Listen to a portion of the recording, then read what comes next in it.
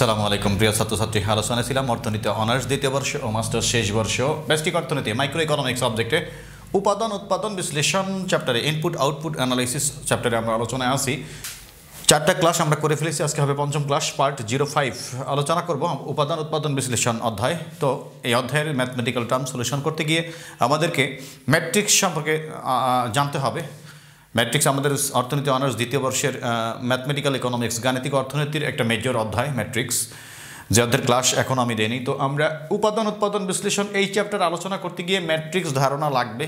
বিভিন্ন mathematical term solution করতে গিয়ে বিপরীত ম্যাট্রিক্সের সাহায্যে সমাধান করো, ইনভার্স তোমার ক্রেমারের নিয়মে সমাধান করো, তারপরে এখানে আছে কারিগরি ম্যাট্রিক্স, তারপরে একক ম্যাট্রিক্স বা আইডেন্টি ম্যাট্রিক্সের ব্যবহার আছে। তো ম্যাট্রিক্স সম্পর্কে আমাদের কিছু ধারণা প্রয়োজন, এই কারণেই আমি এই ক্লাসে এই চ্যাপ্টারে এই টপিকগুলো আমি আলোচনা করব, 2-4টা ক্লাস। তো সবাই মনোযোগী হয়ে, কাকে বলে ম্যাট্রিক্স? ম্যাট্রিক্সটা কি, কোথা থেকে এসেছে? ম্যাট্রিক্স ল্যাটিন শব্দ ম্যাটার থেকে ম্যাট্রিক্স শব্দটি আসে। ব্রিটিশ গণিতবিদ জেমস জোসেফ সিলভেস্টার সর্বপ্রথম 1850 সালে ম্যাট্রিক্স ধারণাটি তুলে ধরেন বা প্রদান করেন, বা উনি প্রথম ব্যক্ত করেন। কাকে বলে ম্যাট্রিক্স? একজোড়া বন্ধনীর সাহায্যে কতগুলো সংখ্যারাশি বা চলক বা পরামিতি সমূহকে আবদ্ধ বা আয়তাকার বা শ্রেণীবদ্ধভাবে সাজানোকে বা বর্গাকারভাবে সাজানোকেই বলা হয় ম্যাট্রিক্স। যে আবারও শুনি, একজোড়া বন্ধনীর মধ্যে কতগুলো সংখ্যারাশি বা চলক বা পরামিতি সমূহকে আয়তাকার বা বর্গাকার বিন্যাসকেই বলা হয় ম্যাট্রিক্স।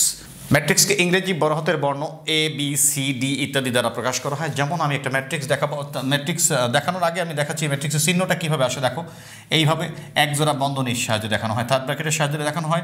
ম্যাট্রিক্সকে কোথাও কোথাও ফার্স্ট ব্র্যাকেটের সাহায্যেও দেখানো হয়, আবার কোথাও কোথাও ম্যাট্রিক্সকে এইভাবেও দেখানো হয়, এদিকে একজোড়া এদিকে একজোড়া টান, এইভাবেও দেখানো হয়। তো এটার বেশি প্রচলন, এটা বেশি প্রচলিত আমাদের ম্যাট্রিক্স আলোচনার ক্ষেত্রে। সাধারণত ম্যাট্রিক্সকে ক্যাপিটাল লেটার বড় হাতের ইংরেজি অক্ষর A B C D ইত্যাদি দ্বারা প্রকাশ করা হয়। যেমন A ইকুয়াল কি 2 3 7 9 6 4 1 3 9, এটা একটা ম্যাট্রিক্স। এটা কোথা থেকে আসলো? যে কোনো আমাদের সমীকরণ থেকে আসতে পারে। দেখো, আমি একটু দেখাচ্ছি কীভাবে আসে। 2x প্লাস 5y ইকুয়াল 10 মনে করো, 3x plus 4y is equal মনে করো 20। যদি এই সমীকরণ দুটাকে আমি ম্যাট্রিক্স আকারে সাজাই, দুটো সমীকরণ দেওয়া আছে এখানে, দেখো কি হবে। এখানে চলো কী কী আছে, এক্স আর ওয়াই, এক্স ওয়াই লিখলাম। এটা লিখতে হয় না, বোঝানোর জন্য আমি লিখতেছি, পরে মুছে দেবো। দেখো তাহলে কী দাঁড়াচ্ছে, এক্সের সহগ এখানে কি আছে 2 প্লাস 2, এখানে ওয়াইয়ের সহগ আছে প্লাস 5। যদি এখানে মাইনাস থাকতো তাহলে এখানে -5 হইতো, যেহেতু প্লাস আছে প্লাস তো লিখতে হয় না, নাই মানে প্লাস আছে। তারপরে দেখো এখানে এক্সের সাথে কি আছে +3, ওয়াইয়ের সাথে কি আছে +4। চলকগুলো কি কি, এক্স ওয়াই। তারপর ইকুয়াল, এখানে কনস্ট্যান্ট বা পরামিতি সীমাবদ্ধ, এগুলো হলো পরামিতি। চলকের সাথে যে সহগগুলো আছে সেগুলো হচ্ছে পরামিতি, এগুলো হচ্ছে ধ্রুবক।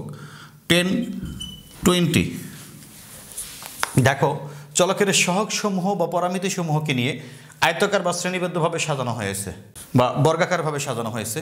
এই বিন্যাসটাকে বলা হয় ম্যাট্রিক্স। এটা একটা ম্যাট্রিক্স, এটা চলকের ম্যাট্রিক্স, এটা ধ্রুবকের ম্যাট্রিক্স, এটা হচ্ছে পরামিতি সমূহের ম্যাট্রিক্স বা পরামিতি বা সহগ সমূহের ম্যাট্রিক্স।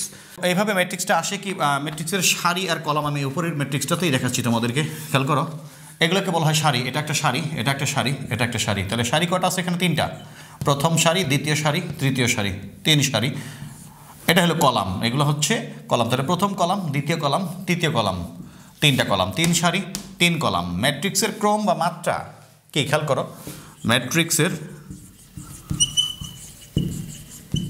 ক্রম বা মাত্রা, অর্ডার, অর্ডার অফ ম্যাট্রিক্স, ম্যাট্রিক্সের ক্রম বা মাত্রা।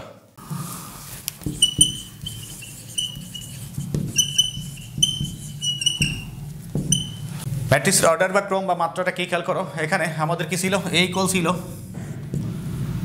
2 3 7 9 6 4, এটা মনে করো কি ছিল 1 3 9।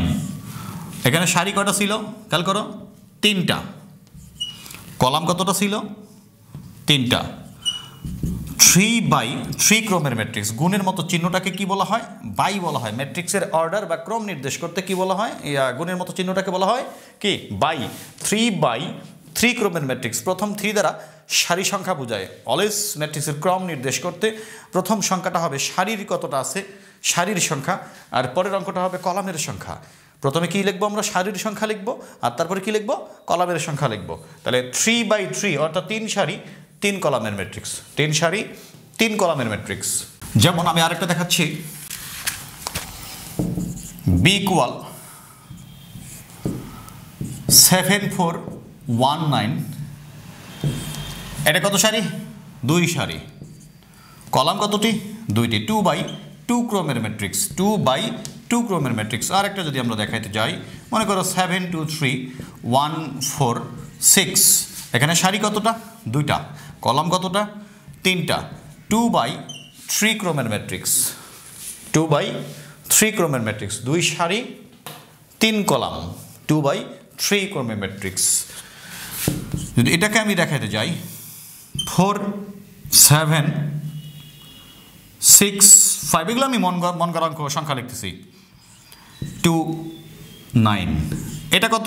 দেখো 1 2 3 সারি হচ্ছে 3টা, এগুলো হচ্ছে সারি। রো মানে সারি, কলাম কলাম স্তম্ভ বা কলাম। সারি 3টা আর কলাম কতটি? 2টি। 3/2 ক্রমের ম্যাট্রিক্স। 3/2। তো আমরা সামনের ক্লাসে আরও ম্যাট্রিক্স সম্পর্কে ডিটেলস জানবো। এটা ম্যাট্রিক্সের আমি পরিচিতি পর্ব জাস্ট দেখাইলাম। আমরা সামনের ক্লাসে আলোচনা করব ম্যাট্রিক্সের প্রকারভেদ, আরও ডিটেলস আলোচনায় আসবো আমি ইনশাল্লাহ। তো আশা করি তোমরা ক্লিয়ারলি বুঝতে পারছো। ওকে, আল্লাহ হাফেজ।